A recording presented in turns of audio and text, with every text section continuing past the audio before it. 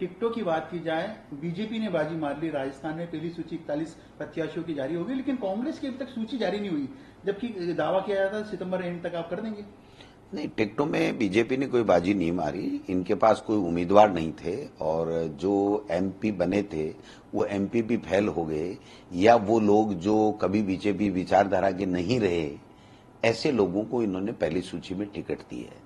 तो या तो इनकी पार्टी के चेहरे जो फीके हो गए, फेल हो गए, या फिर जो बगावती लोग थे, जो विचारधारा से इनका कोई वास्ता नहीं, ऐसे लोगों को इन्होंने टिकट दिया। और उस टिकट देने के बाद में जो हाल भारतीय जनता पार्टी का राजस्थान में हुआ है, मैं समझता हूं कि 70 साल में कभी इस तरीके का नहीं हुआ। जब ये कुछ नहीं हुआ करते थे तब भी नहीं, और ये जब टॉप में 163 आए थे तब भी नहीं। तो ये तो बहुत ही मतलब चिंता का विषय इनके लिए होना चाहिए, है कि नहीं है ये वो जाने।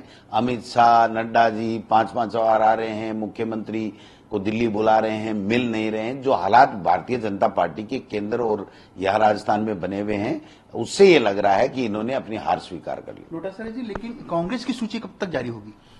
आज स्क्रीनिंग है हमारी शाम को 5 बजे, तो आप मान के चलते हैं कि 3-4 दिन में जब भी समय देंगी पार्टी आलाकमान, जब केंद्रीय जो चयन समिति है, सीईसी जो हमारी इलेक्शन की बैठती है, वो बैठेगी, तो उसके बाद में कभी भी आलाकमान जारी कर सकता है। शुभ मुहूर्त का भी इंतजार था? नहीं, शुभ मुहूर्त की बात नहीं, हम हमारी प्रिपरेशन कर रहे थे और स्क्रीनिंग कमेटी अपना काम कर रही थी, 1 to 1 सबसे मुलाकात करके अपना फीडबैक ले रही थी। और जो स्क्रीनिंग कमेटी है उसने गोगोई साहब ने, उनके दोनों मेंबर साहिबान ने बहुत अच्छे तरीके से सब लोगों को साधा है, सब लोगों से बात की है, पूरा फीडबैक उनके पास में है। अब चूंकि हम स्क्रीनिंग कमेटी के जितने भी मेंबर हैं, हमारा प्रभारी है, हमारे सह प्रभारी है, मुख्यमंत्री जी हैं, सचिन पायलट जी हैं, सीपी जोशी जी हैं, मैं हूं, और मधुसूदन मिस्त्री जी एआईसीसी की तरफ से सीनियर ऑब्जर्वर है। तो ये सब लोग बैठ करके जो है वो 1 to 1 चर्चा करेंगे और उसके बाद में सीईसी में वो नाम जाएंगे। जल्दी सूची आने वाली है आपके प्रत्याशियों की, क्राइटेरिया क्या रखा है इस बार प्रत्याशी चयन? देखिए, हम हर बार से स्पष्ट कर रहे हैं कि क्राइटेरिया विनेबिलिटी है, जीतने वाला चाहिए और कांग्रेस की विचारधारा में विश्वास करने वाला होना चाहिए, उसकी छवि आम जनता में अच्छी होनी चाहिए, लोगों को ये लगना चाहिए कि हाँ, ये हमारे सुख दुख में खड़ा रहा है या खड़ा रह सकता है, या हमारे लिए काम करता है। और जिसने 5 साल में जब सरकार ने अच्छा काम किया तो उसको सरकार की योजनाओं के अंतिम छोर तक जो लेके गया, लोगों को लाभ पहुंचाया है, तो मैं समझता हूं कि ऐसे सब लोगों पे पार्टी आलाकमान विचार करेगा। सर जी, आपकी जब सरकार प्रदेश में चल रही है तो काफी सहयोग बाहर के विधायकों का, निर्दलीय विधायकों का आपको लेना पड़ा, क्योंकि अब टिकट देने की बारी है, चुनाव नजदीक है। तो क्या वो निर्दलीय जिन्होंने सरकार को समर्थन किया था, उन पर भी कांग्रेस विश्वास जताकर उनको टिकट देगी? देखिए, बिल्कुल, जिन्होंने 5 साल हमारे साथ कंधे से कंधा मिलाकर के काम किया, बैसपा वाले तो 6 के 6 हमारे पार्टी के मेंबर ही हो गए। जो 13 लोग थे उन्होंने भी हमारा साथ दिया, एक दिन भी उन्होंने कोई इस तरीके की बात नहीं की। तो पार्टी की स्टेबिलिटी दी और पार्टी के लिए उन्होंने काम किया है। तो हम उनको होल उन सबको शामिल करते हुए पार्टी के जो कैंडिडेट्स पे विचार होगा उस हिसाब से हम उनको शामिल करते हुए विचार करेंगे, किसको मिले किसको नहीं मिले, या कौन विनेबिलिटी में के मापदंड में खरा उतरता कौन नहीं होता, वो एक दिगर बात है। बट हम सब उनको साथ लेकर के चलने का हमारा जो है वो मन है। डोटासरा जी, क्योंकि 7 सांसदों को पहली सूची में भाजपा ने जगह दी, मुख्यमंत्री जी, आपने और तमाम कांग्रेस के जो नेता है उन्होंने इस पर सवाल खड़े किए। क्या कांग्रेस की कोई सूची आएगी तो राज्यसभा से आपके भी यहाँ पर सांसद है, उनको जगह मिल सकती है विधानसभा चुनाव में? नहीं, देखिए, ये तो इनके पास कोई आदमी नहीं थे यहाँ पर, क्योंकि फील्ड में 5 साल किसी ने बीजेपी में काम नहीं किया और इतने गुट थे, इतने टुकड़े टुकड़े हुए थे, एक दूसरे के खिलाफ इतने तरीके से नाराजगियां इनमें थी कि बोलचाल भी बंद थी इनकी। इसलिए केंद्रीय नेतृत्व को, यहाँ के स्टेट नेतृत्व पर विश्वास ही नहीं रहा। और जिन्होंने काम किया, सतीश पूनिया जी ने, उनको नहीं, पूर्व मुख्यमंत्री है उनको नहीं। तो ये जो छोटे छोटे जो नेता थे, इनसे वो जंग नहीं जीत सकते थे, इसलिए उन्होंने अपनी रणनीति बनाई है। लेकिन वो रणनीति उनकी फेल हो गई, क्योंकि उनके पास एक्चुअल फीडबैक भी नहीं है।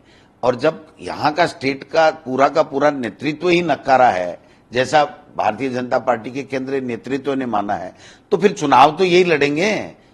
आप मोहरे तो इन्हीं को बना रहे हो। घोड़े तो यही दौड़ने वाले हैं। तो जब आपको अपने घोड़ों पे विश्वास नहीं, आपको अपने नेतृत्व पे, स्टेट के पे विश्वास नहीं, आपको यहां से जो काम किया होगा थोड़ा बहुत उस पे विश्वास नहीं, तो केवल अमित शाह, मोदी जी और नड्डा जी के चेहरे के ऊपर तो आपने हिमाचल भी लड़ा, कर्नाटक भी लड़ा, वहां आप फेल हो गए, बहुत बुरी तरीके से फेल हुए, तो राजस्थान में भी वही रिजल्ट आपका रहने वाला है। नहीं नहीं नहीं, आसान है, क्योंकि 25 के 25 सांसदों ने, जिसमें एक तो चलिए बेनीवाल जी अलग हो गए इनसे, इसलिए उनके बारे में नहीं, लेकिन 24 सांसद बीजेपी के थे। न ईआरसीपी लेके आए, न आप देखिए पानी का विशेष दर्जा लेके आए, न एक फूटी कोड़ी केंद्र की सरकार से ले आए, कभी जनता के बीच में नहीं रहे, चाहे इनके मंत्री भी हों केंद्र के। ये सारे के सारे तो वहीं दिल्ली में इधर उधर मोदी मोदी करते करते घूमते रहे। तो अब मोदी जी से भी लोग सवाल पूछ रहे हैं कि 9 साल हो गए भैया, आपने कौन सा वादा पूरा किया? जो आपने किसान की आमदनी दोगुनी करने की बात की थी, महंगाई कम करने की बात की थी, आपने जो बेरोजगारों को रोजगार देने की बात की थी, आपने ईआरसीपी का जो वादा किया था, इन सब का क्या हुआ? विदेश नीति ठीक करने की बात की थी, उसको भी चाइना ने जमीन कब्जा के रखी है।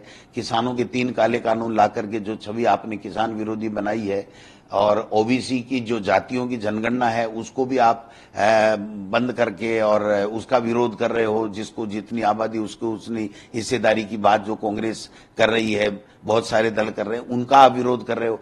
तो फिर आप करना क्या चाहते हो? इसलिए ये कंफ्यूज्ड हैं पूरी तरीके से, और पूरी तरीके से राजस्थान की जो स्ट्रेटेजी इनको चुनाव की लड़ने के लिए बनानी चाहिए थी वो बनाने में ये फेल रहे हैं। 16 अक्टूबर को आपकी पार्टी के राष्ट्रीय अध्यक्ष आ रहे हैं, 12 जिले से ईआरसीपी को लेकर एक अभियान और यात्रा शुरू कर रहे हैं। देखिए, हमने जो लॉन्चिंग हमारा किया है, काम किया दिल से, कांग्रेस सरकार फिर से, उसी के तहत हम लोग वादा खिलाफी के खिलाफ, जो ईआरसीपी में हमारे से देश के प्रधानमंत्री ने पहले वादा किया था और भारतीय जनता पार्टी की पूर्व मुख्यमंत्री का ही बनाया हुआ ये प्रोजेक्ट था, उसको हम आगे बढ़ाना चाह रहे थे। इन्होंने उसको पूरा नहीं किया, अजमेर और जयपुर में कहने के बावजूद भी। हमने जरूर 10,000 करोड़ एक बार और 14,000 करोड़ अभी बजट में रखा है, तो हम पूरा कर रहे हैं, हमारी सरकार पूरा कर रही है। तो वो प्रमुखता से वहां के लोगों के दिल में है कि हाँ, सरकार केंद्र की नहीं कर रही है, वादा खिलाफी कर रही है, और राजस्थान की सरकार फिर भी अपने सीमित संसाधन से कर रही है। तो मैं समझता हूं कि इस मुद्दे को भी हम लोग आगे लेकर के जाएंगे। 16 तारीख को 100% मिलेगा। चुनाव जनता जिताती है, और जनता का मुद्दा है वही मुद्दा होता है। हम मेरा बना बनाया मुद्दा होता है, वो कोई कारगर नहीं होता है। इसलिए जनता ये कह रही है कि आपने, बीजेपी ने वादा खिलाफी की। गजेंद्र सिंह जी कुल जल संसाधन मंत्री ये खुद कह रहे हैं कि राठौड़ साहब को आप इलेक्शन जिता के इनकी सरकार बना दो, हम 72,000 करोड़ रुपए दे देंगे। तो आप समझ सकते हो कि ये इलेक्शन के लिए काम करते हैं, और इनके वादे पे विश्वास कौन करे? जब पहले देश का प्रधानमंत्री वादा कर गया, उसको इन्होंने पूरा नहीं किया, और जल संसाधन मंत्री यहां का होके नहीं किया, तो आप समझ सकते हो कि कोई इनमें, इनकी बातों में दम नहीं, इनके ऊपर विश्वास नहीं। कांग्रेस के नेता लगातार आरोप लगा रहे हैं कि चुनाव आया और राजस्थान में इनकम टैक्स, ईडी की कार्रवाई, रेट ज्यादा होने लग गई। अब कल नोटिस मिला है गजेंद्र सिंह शेखावत को, अपने जो केंद्रीय मंत्री है, उसमें अब दोनों तरफ से देखिए, ये तो बात बराबर जनता तक, पूरी नीचे तक चली गई है कि जो केंद्रीय नेतृत्व है बीजेपी का, सरकार है, वो अपनी संवैधानिक संस्थाओं का, जिसमें ईडी, सीबीआई, इनकम टैक्स आती है, उनका दुरुपयोग कर रहे हैं। और दुरुपयोग का आप देख लिए, छत्तीसगढ़ में छापे पड़ रहे हैं, राजस्थान में पड़ रहे हैं, जहां भी पड़ रहे हैं। लेकिन एक बात बताइए, एक भी ऐसा नेता बता दो भारतीय जनता पार्टी का जिसके यहां छापा पड़ा हो।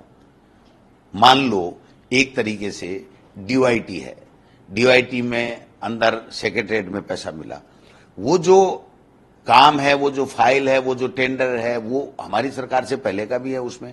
तो क्या उनमें से किसी के गए ये? या ये जो बड़े बड़े मठाधीश बने घूम रहे पिछले 5 साल में, क्या इन्होंने 100 रुपए का कभी करप्शन किया ही नहीं? क्या भारतीय जनता पार्टी में सारे के सारे हरिश्चंद्र पैदा हो गए और हमारी पार्टी में सारे के सारे चोर पैदा हो गए? तो ये सब जनता जान रही है, और जनता इनको जवाब दे देगी। हम तो कह रहे हैं भाई, जो गलत कर रहा है उसको पकड़ो, कोई मना नहीं कर रहा, लेकिन इनको गलत से मतलब नहीं है। भय का वातावरण करना, डराना, बिना मतलब उनको क्रेश करने की कोशिशें करना, मैसेज दिलवाना इधर उधर से, आप बोला मत करो वरना ईडी आ जाएगी। तो ये सब जनता समझ चुकी है, और जनता इसका जवाब देने वाली है। हमको देने की जरूरत नहीं है कांग्रेस को। कांग्रेस तो कह रही है जो कर रहे हो आप कर लो, जो आप में हिम्मत है, लेकिन जनता जवाब देगी। डोटासरा जी, लास्ट सवाल, कांग्रेस के नेता लगातार बीजेपी में अलग अलग गुट होने की बात कहते रहे, सीएम का फेस नहीं डिक्लेयर अब तक किया गया, उसको लेकर सवाल उठाते रहे। कांग्रेस की बात की जाए तो बीजेपी के नेता सचिन पायलट के गुट अलग होने की बात कहते हैं, संगठन के गुट अलग होने की बात कहते हैं। किसके चेहरे पे चुनाव होगा ये भी अब तक कुछ तय नहीं बताते। 8 महीने पहले 10 महीने पहले थोड़ी बहुत स्थिति थी जो मामूली जो उनका मतभेद था, मनभेद नहीं था, वो सब खड़गे साहब और राहुल जी की मीटिंग के बाद में समाप्त हो गए। उसके बाद में हम सब यूनिटी के साथ में हैं। सचिन जी भी जब भी उनको मौका मिलता है वो ये कहते हैं कि हम सब तन मन धन से लगेंगे और हम जीतेंगे, क्योंकि लोकतंत्र खतरे में है और प्रदेश में बड़ा नुकसान हो जाएगा अगर भारतीय जनता पार्टी आती है और देश में दोबारा 2024 में अगर मोदी जी आते हैं तो मैं समझता हूं आगे इलेक्शन ही नहीं हो, ऐसी स्थिति भी पैदा हो सकती है। तो चाहे सचिन जी हो, चाहे सीपी जोशी हो, चाहे बावर जितेंद्र सिंह जी हो, चाहे मालवीय जी हो, चाहे अशोक गहलोत जी हो, चाहे गोविंद डोटासरा हो, चाहे पहले और कोई पूर्व अध्यक्ष हो, सीनियर लीडर हो, हम सब ए से लेके जेड तक सब कार्यकर्ता नेता एकजुट है, एक साथ दिखेंगे, एक साथ काम करेंगे और जीतेंगे। कितनी सीट का दावा है? बहुमत बहुत अच्छा आ रहा है। अब सीटें तो जब सारी टिकटें हो जाएं उसके बाद में जो एनालिसिस करने वाले करेंगे, आप लोग करेंगे, मीडिया करेगा, सर्वे वाले करेंगे, लेकिन हम तो ये कह रहे हैं कि अभी जो स्थिति बनी हुई है भारतीय जनता पार्टी की, जो मैं सुन रहा हूं, मतलब वेरी शॉकिंग है बीजेपी के लिए कि जो 41 हैं उसमें से लोग कह रहे हैं 4 भी नहीं जीतेंगे। बीजेपी के लोग कह रहे हैं, गोविंद डोटासरा नहीं कह रहा है।